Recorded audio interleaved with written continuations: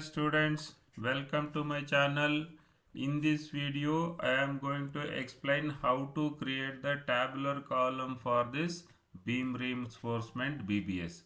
So this is our podium slab complete beam detail drawing, general arrangement drawing, and in this I have given some sections also for understanding this beam drawing, and this is the clear beam detail section and elevations.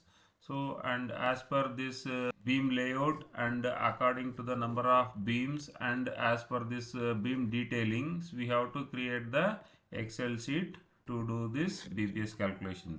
So this is the Excel sheet what I have created for the tabular column for this beam reinforcement. I am going to explain each and every columns and what are the details are required over here.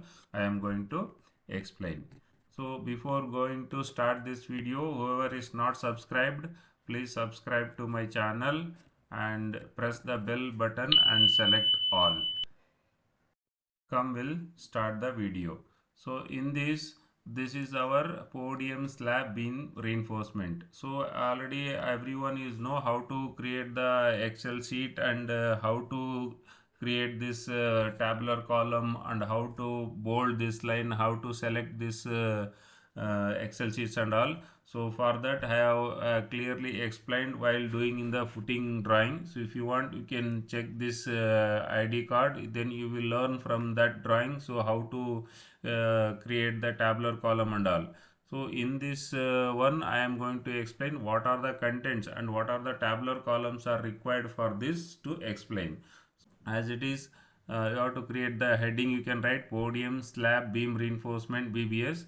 So serial number, description of the items, then number of beams, number of bars, dia of bars, clear cover, and this is the complete beam details. So this is the beam details in mm, length of the beam, breadth of the beam, depth of the beam, and number of LD and the respective LD length and total length and lap length coefficient and total lap length. And this is the ring reinforcement detail. So for the every beam we have main bars and we have the rings. So for that, this is for the main rod calculation and this is for the ring calculation. So in that ring, number of 135-degree bend and number of 90-degree bend and spacing and hook length and bend deduction. These are the details required to calculate the ring. And after calculating this, so this is the common calculation. Cutting length is common for this main rods and as well as for the ring also.